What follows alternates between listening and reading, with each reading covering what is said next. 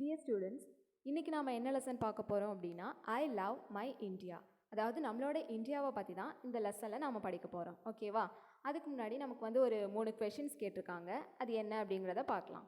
Which festival is also called the festival of light?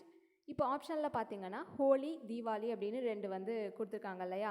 So நாம் எந்த ஃபெஸ்டிவலை வந்து நிறையா வந்து லைட்ஸ், அதாவது ரொம்ப வெளிச்சமாக ரொம்ப கலர்ஃபுல்லாக செலிப்ரேட் பண்ணுவோம் அப்படிங்கிறத வந்து நீங்கள் தான் சொல்லணும். தென் செகண்ட் கொஸ்டின் பார்த்தா when do we celebrate republic day? இப்போ நமக்கு ஆப்ஷனில் வந்து ரிபப்ளிக் டே டேட்டும் கொடுத்துருக்காங்க, இண்டிபெண்டன்ஸ் டே டேட்டும் கொடுத்துருக்காங்க. ஸோ கரெக்டாக ரிபப்ளிக் டே நம்ம எப்போ செலிப்ரேட் பண்ணுவோம் அப்படிங்கிறத சொல்லுங்கள். Which of this is one of the famous monument in Agra? இப்போ ஆக்ராவில் இருக்க ரொம்ப ஃபேமஸான சுற்றுலாத்தலம் என்ன அப்படிங்கிறத சொல்லணும். ஓகேவா? இப்போ நாம் லெசன் பார்க்கலாம். In lesson 2 you learn that there are 7 continents India lies in Asia. இப்போ நம்ம செகண்ட் லெசன் படிக்கும்போது பார்த்தோம், இந்தியா அப்படிங்கிறது வந்து ஏஷியா காண்டினென்ட்டில் இருக்குது. அது மட்டும் இல்லாமல் வேறு என்னென்ன காண்டினென்ட்லாம் இந்த உலகத்தில் இருக்குது அப்படிங்கிறத பற்றி பார்த்தோம். ஸோ அதுக்கப்புறமா இந்தியாவை பற்றி வேறு சில விஷயங்கள்லாம் இந்த லெசனில் நாம் பார்க்க போகிறோம். India is a very big country. இப்போ இந்தியா அப்படிங்கிறத பார்த்துக்கிட்டோன்னா அது வந்து ரொம்ப ஒரு பெரிய நாடு அப்படின்னு சொல்லியிருக்காங்க. It is the 7th largest in the world and the second most populated after China. இப்போ நம்மளோட இந்தியா, அதாவது இப்போ வேர்ல்டில் பார்த்தோன்னா நிறைய கண்ட்ரீஸ் இருக்குது இல்லையா? அதில் இந்தியா பார்த்தோன்னா பெரிய கண்ட்ரி அப்படிங்கிறதுல வந்து 7th பிளேஸில் இருக்குது அப்படின்னு சொல்லியிருக்காங்க. அது மட்டும் இல்லாமல் மக்கள் தொகையில் ஃபர்ஸ்ட் இருக்க கண்ட்ரி எதுன்னு பார்த்தோன்னா சைனா. அதுக்கப்புறமா செகண்ட் பிளேஸில் வந்து நம்மளோட இந்தியா தான் இருக்குது. It has a population of more than 120 crore. இப்போ நம்மளோட இந்தியாவில் மக்கள் தொகை அப்படின்னு எடுத்துக்கிட்டோன்னா ஒரு 120 கோடி மக்கள் இருக்காங்க அப்படின்னு சொல்லியிருக்காங்க. In India people speak many languages. அது மட்டும் இல்லாமல் நம்மளோட இந்தியாவில் பார்த்தோன்னா நம்ம நிறைய மொழிகள் வந்து பேசிகிட்டு இருக்கோம். India shares it boundaries with many countries. இப்போ இந்தியா வந்து அதோட எல்லையை மற்ற சில கண்ட்ரீஸோட வந்து ஷேர் பண்ணிக்குது. அது என்னென்ன கண்ட்ரீஸ் அப்படின்னு பார்த்தா Pakistan, Afghanistan, Nepal, Bhutan, China, Bangladesh and Myanmar. இப்போ நீங்கள் வந்து இந்தியாவோட மேப் பார்த்தீங்க அப்படின்னா இந்தியாவோட பார்டரில் இந்த நேஷன்ஸ் எல்லாம் இருக்கும். ஸோ இதுதான் இந்தியாவோட boundaries. Sri Lanka and Maldives are its nearest neighbours in the Indian Ocean. Okay, Indian Ocean, அதாவது இப்போ இந்திய பெருங்கடலுக்கு பக்கத்தில் இருக்க நெய்பர் கண்ட்ரீஸ் என்ன அப்படின்னு பார்த்தோன்னா ஒன்று ஸ்ரீலங்கா, இன்னொன்று Maldives. India is surrounded by the Bay of Bengal in the east. இப்போ இந்தியாவோட எல்லைகள், அதாவது இந்தியாவை சுற்றி என்னென்னலாம் இருக்குது அப்படின்னு வந்து சொல்லியிருக்காங்க. அதாவது ஈஸ்ட் கிழக்க பார்த்தோன்னா பே ஆஃப் பெங்கால், வங்காள விரிகுடா இருக்குது. அரேபியன் சி இன் த வெஸ்ட். இந்தியாவோட மேற்க பார்த்தோன்னா அரேபியன் சி இருக்குது. அதுக்கப்புறமா சவுத்தில் பார்த்தோன்னா இந்தியன் ஓஷன். இதெல்லாம் தான் வந்து இந்தியாவோட சரௌண்டிங்ஸ், இந்தியாவை சுற்றி கவர் ஆகிருக்கு. India is divided into smaller parts called state. இப்போ இந்தியா அப்படிங்கிறது வந்து ஒரு பெரிய நாடு அப்படிங்கிறத நாம் பார்த்தோம் இல்லையா? ஸோ அதனால் இந்தியாவை வந்து நிறைய சின்ன சின்ன பார்ட்டாக வந்து பிரிச்சிருக்காங்க. ஸோ அதுதான் நம்ம மாநிலங்கள், ஸ்டேட்ஸ் அப்படின்னு சொல்கிறோம். இப்போ இந்தியாவில் பார்த்தோம் அப்படின்னா 28 ஸ்டேட்ஸ் இருக்குது. இன் 2019 2 new union territories Jammu and Kashmir and Ladakh were formed. Okay, இப்போது லாஸ்ட் இயர் என்ன பண்ணியிருக்காங்க அப்படின்னு பார்த்தோன்னா அதுக்கு முன்னாடி வந்து 7 யூனியன் டெரிட்டரிஸ் தான் இருந்தது.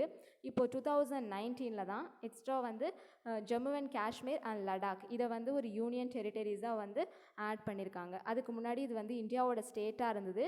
இப்போ 2019 பார்த்தோன்னா ஜம்மு அண்ட் காஷ்மீர், லடாக் இது வந்து இப்போ நம்மளோட யூனியன் டெரிட்டரிஸாக இருக்குது. There are 2 types of government in our country. இப்போ இந்தியாவில் பார்த்தோம் அப்படின்னா வந்து கவர்மெண்ட் டைப்ஸ் என்ன அப்படின்னு பார்த்தோன்னா ஒரு 2 types ஆஃப் கவர்மெண்ட் வந்து ஃபாலோ பண்ணிகிட்ருக்காங்க. ஒன்று வந்து சென்ட்ரல் கவர்மெண்ட், இன்னொன்று வந்து state government. Both work together to ensure the safety and welfare of the people. So 2 கவர்மெண்ட்டுமே சேர்ந்து தான் இந்தியாவில் இருக்க பீப்புளோட வெல்ஃபேர்க்காக வந்து ஒர்க் பண்ணிகிட்ருக்காங்க. இப்போ நம்ம ஃபஸ்ட்டு வந்து சென்ட்ரல் கவர்மெண்ட் பற்றி பார்க்கலாம். India became independent on 15 August 1947. இப்போது இந்தியா வந்து எப்போ வந்து சுதந்திரம் அடைஞ்சிது அப்படின்னா வந்து 1947 August 15. அது வந்து நம்ம எல்லாருக்கும் தெரியும் இல்லையா? So independence gave us the right to choose the people who govern us. இப்போ நம்ம கண்ட்ரி வந்து சுதந்திரம் அடைஞ்சதுக்கப்புறமா இங்கே இருக்க பீப்புளுக்கெல்லாம் வந்து என்ன ரைட்ஸ் கொடுத்துருக்காங்க அப்படின்னு பார்த்தோன்னா நம்மளை யார் கவர்ன் பண்ணணும், அதாவது நம்ம வந்து யாரோட பாதுகாப்பில் இருக்கணும் அப்படிங்கிறத சூஸ் பண்ணுற ரைட்ஸ் வந்து பீப்புள், அதாவது நமக்கு இருக்குது அப்படின்னு சொல்லியிருக்காங்க. This is done by having an election. So இதனால தான் இந்தியாவில் வந்து எலெக்ஷன் கண்டக்ட் பண்ணி அதுக்கப்புறமா வந்து நம்மளோட பிரதிநிதிகளை நாம் வந்து சூஸ் பண்ணுறோம்.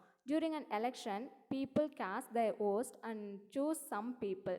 இப்போ எலெக்ஷன் டைமில் பார்த்தோன்னா நிறைய பேர் வந்து நிற்பாங்க இல்லையா? ஸோ யார் நம்மளை கவர்ன் பண்ணால் நமக்கு சேஃபாக இருக்கும் அப்படிங்கிறத பார்த்து நாம் வந்து ஒரு பர்சனை வந்து சூஸ் பண்ணுறோம். அதுக்கப்புறமா அவங்க வந்து கவர்மெண்ட்டை வந்து ரன் பண்ணுவாங்க. These people then form the government.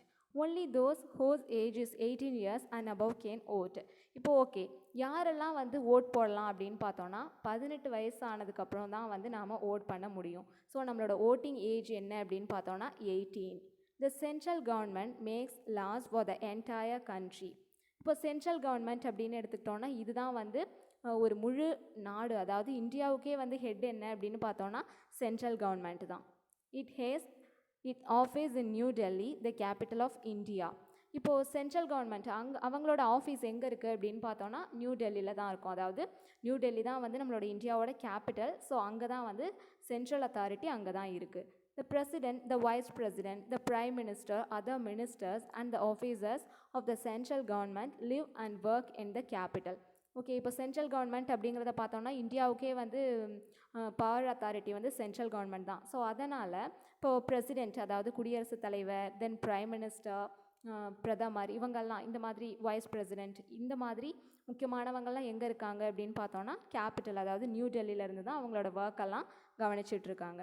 The president of India lives in Rashtrapati Bhavan. இப்போது இந்தியாவோட குடியரசுத் தலைவர் இருக்க அந்த பிளேஸை என்னன்னு சொல்லியிருக்காங்கன்னா ராஷ்டிரபதி பவன். அதுக்கப்புறமா ஸ்டேட் கவர்மெண்ட். இப்போ நம்ம மாநில அரசு அதை பற்றி பார்க்கலாம். It is difficult for the central government to solve the problems of all the people. இப்போ வந்து இந்தியா அப்படிங்கிறது வந்து ஒரு மிகப்பெரிய நாடு அப்படிங்கிறத பார்த்தோம். அதனால் இப்போ ஒரு நாடு அப்படின்னு இருந்தால் வந்து அங்கே வந்து நிறைய ப்ராப்ளம்ஸ் இருக்கும் இல்லையா? ஸோ எல்லாத்தையுமே வந்து சென்ட்ரல் கவர்மெண்ட் மட்டுமே பார்த்துட்ருக்க முடியாது. ஸோ அதனால தான் வந்து பவரை வந்து டிவைட் பண்ணி ஸ்டேட்டுக்கும் கொடுத்துருக்காங்க. Therefore each state elect its own government. So அதனால தான் தனித்தனியாக ஒவ்வொரு ஸ்டேட்டுக்கும் வந்து எலெக்ஷன் கண்டக்ட் பண்ணி ஒவ்வொருத்தங்களை வந்து சூஸ் பண்ணுறாங்க. It's call the state government. இதை தான் நாம் வந்து மாநில அரசு அப்படின்னு சொல்கிறோம். The state government looks after the welfare of the people living in the state. இப்போது ஸ்டேட் கவர்மெண்ட், அதாவது ஒரு ஸ்டேட்டுக்கும் வந்து நாம் சூஸ் பண்ணி நம்மளோட பிரசிடெண்ட்டை வந்து எலெக்ட் பண்ணுறோம் இல்லையா, நம்மளோட மினிஸ்டர்ஸை வந்து எலெக்ட் பண்ணுறோம் இல்லையா, ஸோ அவங்க தான் அந்த ஸ்டேட்டில் இருக்க ப்ராப்ளம் எல்லாத்தையும் அவங்க தான் வந்து பார்த்துப்பாங்க. The governor, the chief minister and other minister and the senior officers of the state government live and work in the state capital. இப்போது ஸ்டேட்டில் யாரெல்லாம் இருப்பாங்க, இப்போது சென்ட்ரலில் யாரெல்லாம் இருப்பாங்கங்கிறத நம்ம பார்த்தோம். பிரைம் மினிஸ்டர், பிரசிடெண்ட், இவங்கெல்லாம் சென்ட்ரலில் இருக்காங்க இல்லையா. அதே மாதிரி ஸ்டேட்டில் யாரெல்லாம் இருக்காங்க அப்படின்னு பார்த்தோன்னா கவர்னர், சீஃப் மினிஸ்டர், அப்புறம் அவங்களுக்கு கீழே இருக்க மினிஸ்டர்ஸ் எல்லாருமே வந்து அந்த ஒவ்வொரு ஸ்டேட்டோட கேபிட்டல்லையும் இருந்து ஒர்க் பண்ணுறாங்க. அதுக்கப்புறமா யூனியன் டெரிட்டரிஸ், யூனியன் பிரதேசங்கள் பற்றி பார்க்கலாம். There are some part of India which are not included in the 28 state. இப்போ இந்தியாவை பார்த்தோன்னா நிறைய சின்ன சின்ன பார்ட்டாக பிரித்து அதை வந்து தனித்தனி ஸ்டேட்டாக வந்து கொடுத்துருக்காங்க அப்படிங்கிறத பார்த்தோம் இல்லையா. இந்த ஸ்டேட்லையும் இன்க்ளூட் ஆகாத சில பிளேசஸ் இருக்குது, அதுதான் வந்து union territories. They are govern by the central government. இப்போ இந்த யூனியன் டெரிட்டரிஸ் எல்லாம் யாரோட கண்ட்ரோலில் வரும் அப்படின்னு பார்த்தோன்னா சென்ட்ரல் கவர்மெண்ட் தான். There are 9 union territories including the national capital territory of Delhi.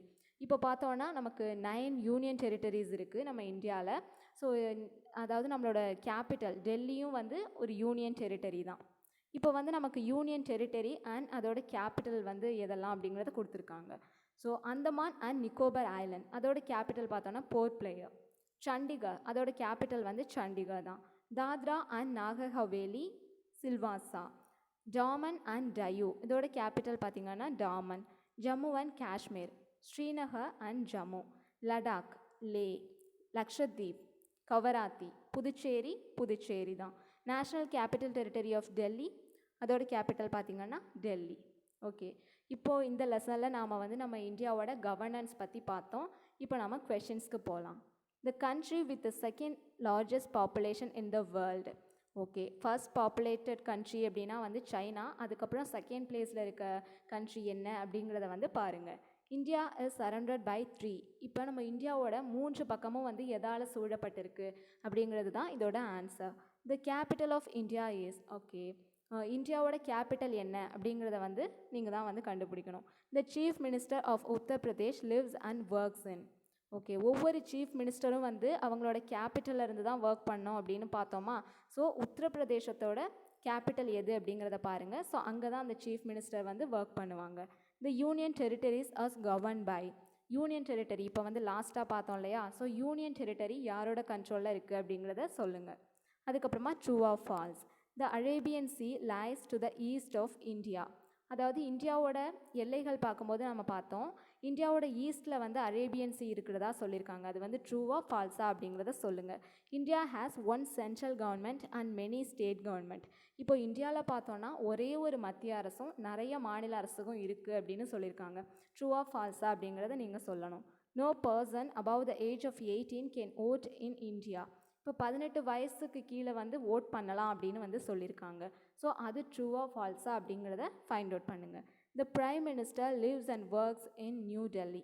இப்போ இந்தியாவோட பிரைம் மினிஸ்டர் பார்த்தோன்னா இந்தியாவோட கேபிட்டல் நியூ டெல்லியிலேருந்து ஒர்க் பண்ணுவாங்க அப்படின்னு சொல்லியிருக்காங்க. ஸோ அதுக்கு ஆன்சர் வந்து நீங்கள் தான் கண்டுபிடிக்கணும்.